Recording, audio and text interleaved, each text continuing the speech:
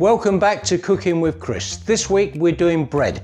Everybody's making bread at the moment with the lockdown, and it's something you should really enjoy doing. It's not that hard. I'm going to give you an absolutely foolproof recipe where it will guarantee results every time you make a loaf of bread.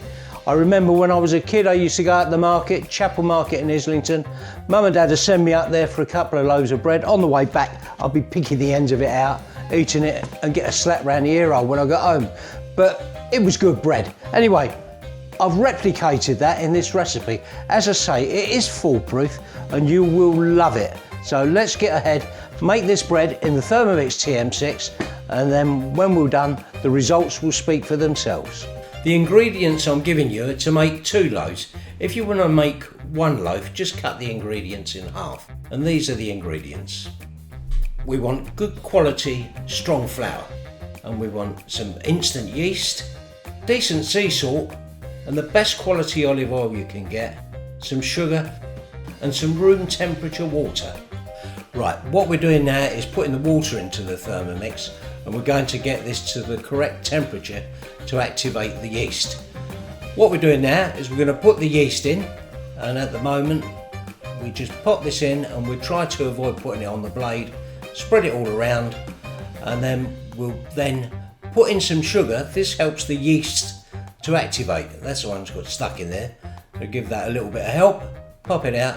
That all mixes together, and what we do is we'll put this on a setting for 40 degrees, just for a little bit, just to warm it up, and that's what it looks like once it's done. Now we're going to add our flour into our mix, just checking that the yeast is risen, and we're going to add initially 500 grams of good quality flour, and then on top of that we're going to put our olive oil in, and then once the olive oil is in, we'll put in our salt and then the rest of the flour. This helps it all mix together more evenly. Just a quick clean down, put the lid on, and then we'll put this on the dough setting on the THERMOMIX. Bit of a quick wash of the hands to get rid of all the fluffy bits. While that's mixing, we put some olive oil into a stainless steel bowl, and that's to prevent the dough sticking. We'll take the THERMOMIX dough, put it into the bowl, scrape it off of the blade so we get as much of it as we can, take out the excess from the bowl, put it all into the bowl, and then you want to mix this up, but don't mix it too much. You don't want to make the glutens get too hard. So just a gentle mix, just turn it over into a rough ball, and then cover it with some cling film. There we are, all covered over. Now what I'm going to do is I'm going to put this in the oven. I've got a proving setting in the oven, so it just warms it very gently. If you don't have a proving setting, just put it to the side, cover it with cling film and a tea cloth. Right, here you can see me taking it out after it's been proving for an hour, and that's great. That's come out really well. I'm dusting it so that when I turn it over and I put it onto the worktop, it doesn't stick. There we are. Right, here's a real good time to enjoy your bread. Split your dough in half so that you get 2 even quantities. Now try not to overwork the dough. I'm not adding any flour at this stage, because the more flour you add, the tougher it will get. Just a little dusting, just move it about, and then I'll just pull it about, so I'm folding it in a star. You might hear your bread squeak at this time. That's where the air bubbles are coming through. And then we just work that a little bit and then form it into a bowl. And you can see in the background I'm doing the same to the other one. Now I'll cover them with a bit of dust, so that that's when I put the cling film on for the next rest, it doesn't stick when it's done. Now this will be resting for 15 minutes, and that's that. Our second proof of 15 minutes is up, and there you can see the bread has risen quite well. That looks good, and it's not really sticking much to it because we dusted the top of the cling film before we covered it over. Right, now what we want to do is just move this about gently. Once again, don't overwork it. You don't want to do too much work to your bread. That's why people's bread gets tough.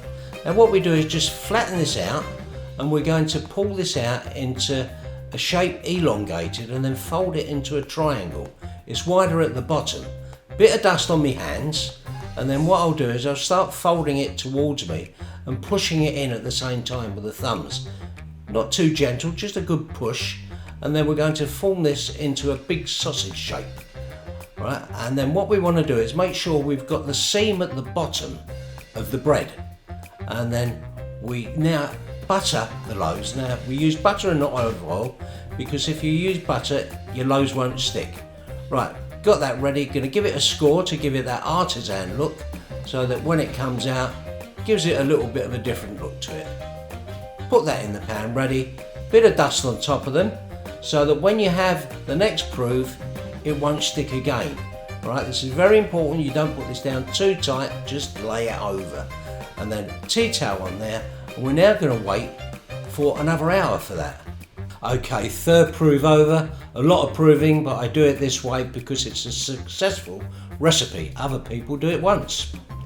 We now put the loaves into the oven, gently so you don't deflate them. Pour a boiled kettle into a tray. This now converts the oven into a steam oven, and that is successful baking. Right, the loaves have gone in the oven for 40 minutes at 200 degrees. There's the timer to tell us.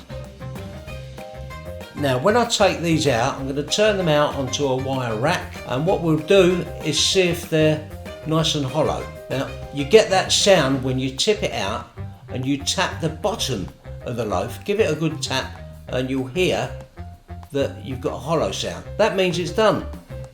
Turn it out onto your wire rack, do the same with the other one, and there you are. Look at that, lovely loaves. Alright, you don't get better than that for homemade. And they really taste good, believe me. Hello, right, here we are, done the bread. It really turned out well. It proved to be a good thing. They're really nice loaves. When you make your bread, take your time. You're investing a lot of energy into these. Very few ingredients, so make sure you use the best quality ingredients. The best olive oil, the best sea salt. Just everything's got to be good, because so few ingredients, you want it to really taste nice. I make bread every other day, the family love it, and if we've got too much left over, we simply put it in the freezer. Anyway, the bread is appropriate because it's real bread week at the moment, and you'll enjoy this more than the shop bought stuff. All right, it's easy and convenient, but these are really nice. Anyway, I hope you like us making this video. If you did, please like and subscribe. It really does help the channel. And we'll be back again later on making something else. Anyway, thanks again, Jack, for all your efforts, all your filming, all your editing. Couldn't do it without you. And happy bread making, everybody. See you soon.